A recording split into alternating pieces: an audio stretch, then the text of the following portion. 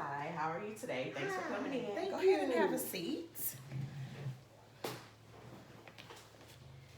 All right, so upon the beginning of our counseling session, I'm just going to go over a document Okay. that is provided from Houston Baptist University.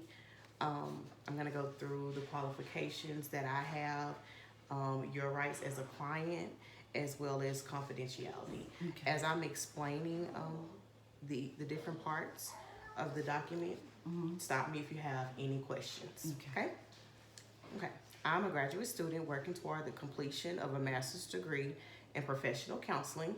I'm currently practicing counseling techniques and therefore will be recording our session. Okay. But only my professor and classmates will see the tape. The recording will be destroyed at the end of the semester. Likewise, you should know that there are some limitations to my counseling. Please note that it is not possible to guarantee any specific results regarding your counseling goals. However, together we work to achieve the best possible results for you. Okay. Are there any questions so far? No questions. All right. Thank you so much. All right, so client rights. It is your right at any time to inquire about the process and procedures being used during our counseling relationship. You have the right to refuse or request changes to any of my suggestions. If at any time you are not satisfied with my services for any reason, you can inform me or my supervisor, Dr. Jennifer Roberts. Her email is jroberts@hbu.edu. Okay. Once you have begun counseling with me, there is no obligation to continue. You have the right to discontinue at any time, though I ask that you participate in the termination session. Should you desire a referral to another therapist, I will provide you with one. Okay? My services are rendered in a professional manner consistent with the ethical standards of the American Counseling Association. If you have a complaint concerning malpractice, this can be reported to my supervisor, Dr. Jennifer Roberts, at the email as stated above, jroberts@hbu.edu. Okay, so now I'm going to go over confidentiality.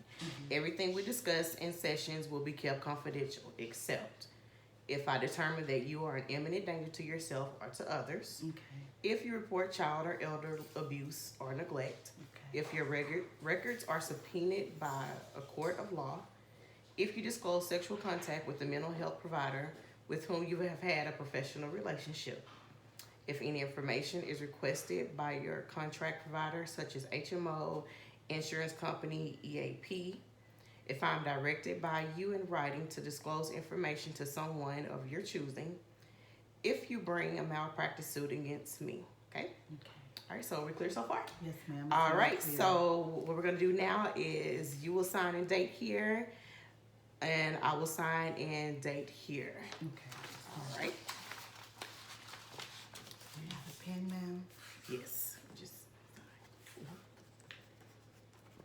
all right.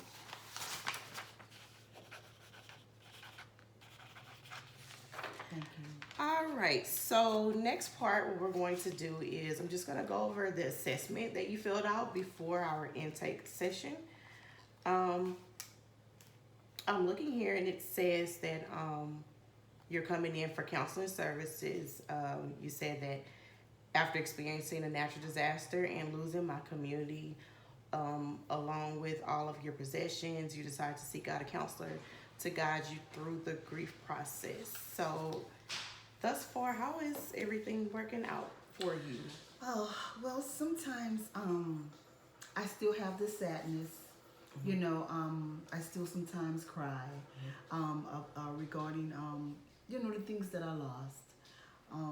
I've tried my best to work some of the issues out.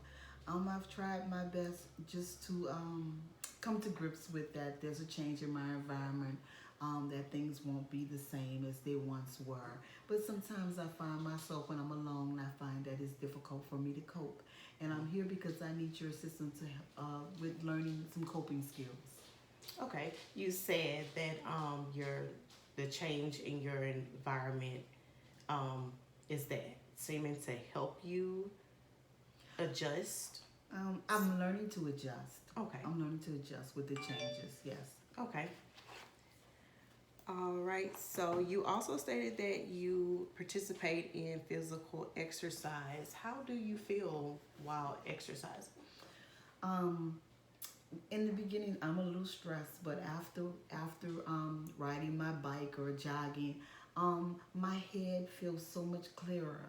You know, I can focus, I can think.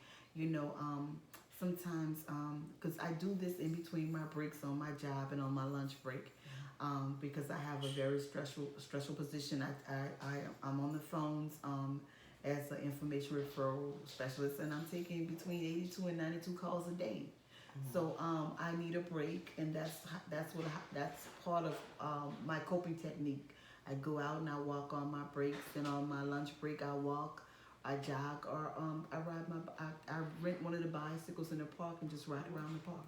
That's really wonderful. That's good to see that you have some positive coping mechanisms as well as they are healthy for you. Yes, thank Um, Also, you mentioned prayer and meditation. How often do you do that? Once a month, my church hold a prayer, and it's a quiet session. There's quiet, soft music playing, and you can just go in and you can read some scriptures and you can just sit and meditate. It's held twice a day. You can go twice a day if you like, or you could just go for the 3 hour session and just sit and just have quiet time. You know, get away from all the stressors that's at your house or on your job, and just sit quiet and read some scriptures or pray. Absolutely. When you are in that quiet and meditative environment, how does that put you as far as like with your stress? It's a place of solitude. You almost don't want to leave. Absolutely, absolutely, yes. Yes, I mean, it's just complete solitude. There's no talking, nobody's bothering anybody. You just go in, you find a quiet place, and you just sit. You could sit, you could lie down, you can kneel. It's your space, it's your time, and I enjoy it. That must be so peaceful for you. It's very peaceful. That's wonderful to hear. You also said group therapy and talking with friends. Could you elaborate on that? I previously had a therapist who was helping me work with some of my issues with the transition. I'm from a smaller city. This is a huge city. I'm from a close knit community, and you don't always get that here because it's a big city, And so I had to make some adjustments to living in a big city. Realizing your neighbor may not come out and speak to you. Yes. Whereas your neighbors come out and invite you to the crawfish brawl or the barbecue. So it took some transitioning for me to learn that it's okay if you don't know your neighbor. It's okay if if you can't find a lot of community projects that's going on that you can embrace. I'm slowly integrating myself into some things, with some festivals that I'm learning about and going out and kind of hang out. That's wonderful to hear, and that's good. It sounds like you're making great progress, taking some huge steps, and you seem very confident as you do that. That's really great to hear. Thank you. You also stated that you've spoken to some people who've shared your same experiences. So Yes. how does that make you feel whenever you get feedback from people who've had your same experience? What is that like? It's wonderful to know that you're not an island by yourself. That there's someone else who had endured what you endured, and they feel the way you feel. Sometimes when you're in certain groups or certain circles, people try to make you feel like you're an island by yourself, that you're just the one going through that because they don't want to share their feelings. But I found some people who I can communicate with who has shared the same disasters or issues that I have, and it's a comfortable feeling. Absolutely, that sounds great. Yes. That really does. So I'm sorry, I'm just gonna go back to the your transition with the natural disaster. How long have you been in Houston? Oh, I've been in Houston about 15 years now. Oh, okay, that's awesome. Yes. Okay. Yes. And came in working and going to school. Because I had to change careers. where I'm from, hospitality is a big thing. So a lot of people are into hospitality or healthcare. I was into healthcare, but due to a health issue, I had to come out of the healthcare because it had become too much to work 12 hours a day, 7 days a week. Oh wow, that must have been hard for you. Yeah, it was very difficult. That was a really major transition, especially income wise.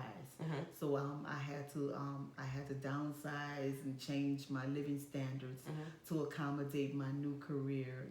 My new aspirations, and it's been I've learned some adjustments. Okay. You don't need expensive shoes and expensive dress. Absolutely, I agree. I've learned to make some adjustments, and I'm good. Okay, Rochelle. We're gonna go ahead and conclude our counseling session. Yes. However, when we meet again, I wanted to give you just a little piece of homework, if that's okay with you. Yes, that's wonderful. Okay, so you spoke about your transition. Yes. And in the beginning, how it was difficult for you because you were transitioning because of a disaster. Right. So what I would like for you to provide for me for our next session is 3 positive things that you have discovered or stumbled across since you have transitioned. Okay. And we'll discuss those, and we'll talk about how those things have made you feel. Yes. Is that okay? Yes, that's wonderful. All right, Rochelle. Well, it was nice to see you today, and I will see you for our next session. Thank you. Have a good day. Thank you. I've enjoyed it. All right.